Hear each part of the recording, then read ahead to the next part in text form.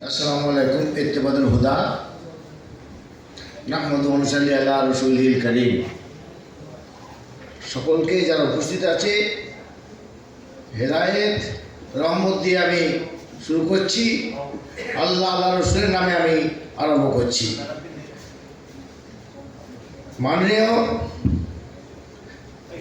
মাননীয় সঞ্চালক, মঞ্চে উপস্থিত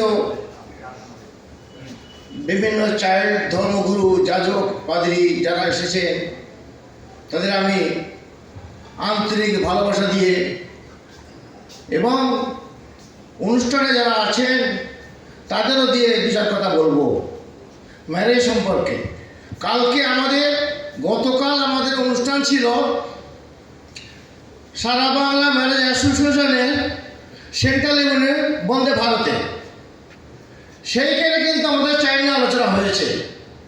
তার সঙ্গে আমাদের রেজিস্ট্রিটা কিন্তু এখন অনলাইন হয়নি। আমার মনে হয় অনলাইন হওয়ার জায়গায় এসেছেন। বিভিন্ন মন্ত্রী ল ডিপার্টমেন্টে আমরা ঘোরাঘুরি করছি।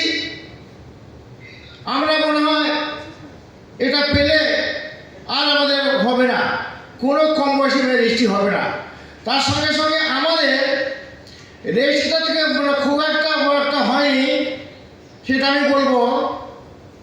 কম বয়সের রেজিস্ট্রি সারা পশ্চিমবাংলায় প্রায় 350 রেজিস্টার আছে।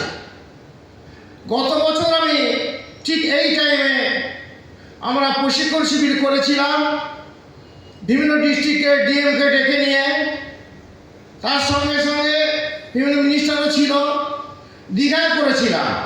এই প্রশিক্ষণ সম্পর্কে কথা হয়েছে। আমি কিন্তু চাইল্ড অ্যাক্টকে সাহায্য করছি না। আমার আশাটা হচ্ছে সন্তানদের সাহায্য করা। তারা বিপদে পড়বে। আজকে এই প্রস্তাবটা যখন পেলাম আমি খুব খুশি এই জায়গায় আসতে পেরে। দু চার কথা আমি চাইল্ড সম্পর্কে কীভাবে রেজিস্ট্রি হয় সে সম্পর্কে বলবো, কী কাজে লাগে।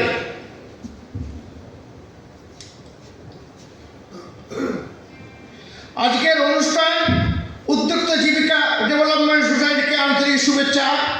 তাদের প্রচেষ্টাকে আজকের এই দিনে সত্যি প্রশংসার দাবি রাখে। বাল্য বিবাহ আমাদের সমাজে এক অভিশাপ। কম বয়সে মেয়েদের বিবাহ হবার কারণে তাদের শিক্ষা অসম্পূর্ণ থাকে।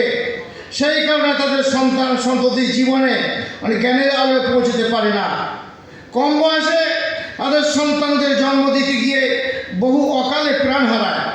অল্প বয়সে বিবাহ হবার কারণে সেই সকলে মেয়েদের মধ্যে সামাজিক ও সাংসারিক কোনো জ্ঞান না থাকায় সাংসারিক ক্ষেত্রে তারা ব্যর্থ থাকে।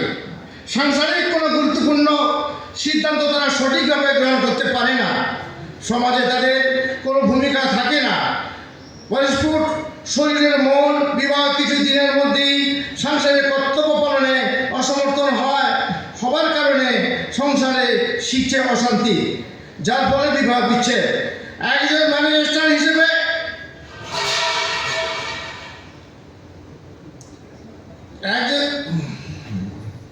একজন ম্যানেজার হওয়ার কারণে আমি আমার ব্যক্তিগত অভিজ্ঞতা থেকে বলতে পারি, বিবাহ বিচ্ছেদের হার দিনের পর দিন পরিমাণ বৃদ্ধি পাচ্ছে। বিবাহ বিচ্ছেদের হওয়ার ফলস্বরূপ আমাদের সন্তান অন্ধ হয়ে যাচ্ছে এবং তারা সমাজে বেড়ে উঠেছে এক অসুস্থ মানসিকতা নিয়ে, যার ফলে আমাদের সমাজে বেড়ে উঠেছে নানা রকম অপরাধ প্রবণতা। অন্যদিকে আজ বিবাহের প্রতিশ্রুতি দিয়ে আজ বউ মেয়ে পাচার করে দেওয়া হয়। হাত বদল হতে তাদের স্থানও নিষিদ্ধ পল্লীর অন্ধকারে। এছাড়াও রয়েছে শিশুদের দিয়ে ভিক্ষাবৃত্তি করানোর একটা চক্র, যাদের হাত ধরে প্রতি বছরে বেশ কিছু শিশুর ভবিষ্যৎ তলিয়ে যায় অন্ধকার গুহায়। আমাদের সকল শিশুর ভবিষ্যৎ সুরক্ষিত হওয়ার দিকে বিশেষ লক্ষ্য রাখতে হবে। ভাই, আজকে এই জায়গায় আসতে পেরে খুব আমি আনন্দিত যে আজকে এই রকম কিছু আমরা যদি সমস্ত জায়গায় সাহায্য করি, ছেলেমেয়েরা কিন্তু অনেক উপকৃত হবে।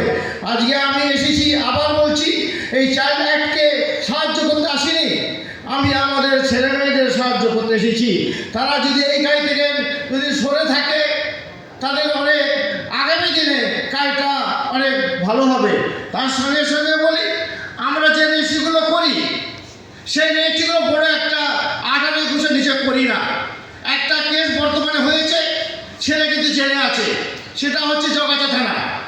আমি ছিলাম না, অফিসার আমাকে ফোন করলেন, ফোন করার পর আমি এলাম। তার বিয়ে হয়ে গেছে, একটা বাচ্চা হয়ে গেছে। যখন আমার কাছে এলেন আমি তখন তার জন্ম সার্টিফিকেটটা নিয়ে আমি রেজিস্ট্রি করি জন্ম সার্টিফিকেট 18 উপরে 18, কিন্তু তার আগে ওরা মৌলভী সাহেব বিয়ে পড়িয়ে দিয়েছে, একটা বাচ্চা হয়ে গেছে, এখনো ছেলে মেয়ে পক্সা আইনে ভুগছে। এরকম কিছু আছে কেস। আমরা সকলকে আমার আন্ডারে যে কটা নায়েবের কাছে আছে তাদের নিয়ে আমি 14 ডিসেম্বর সকলে বসবো। তাদের এইটা নিয়ে 18-21 আমাদের অগোচরে অনেক খাতায় সিগনেচার হয়ে যায়। আমরা আসার পরে, আমার দৃষ্টি আসার পরে সেগুলো আমি ক্যান্সেল করি। যাক, আমি এই কথা বলে আমি এখান থেকে আমার ইল্লাল করার চেষ্টা করছি।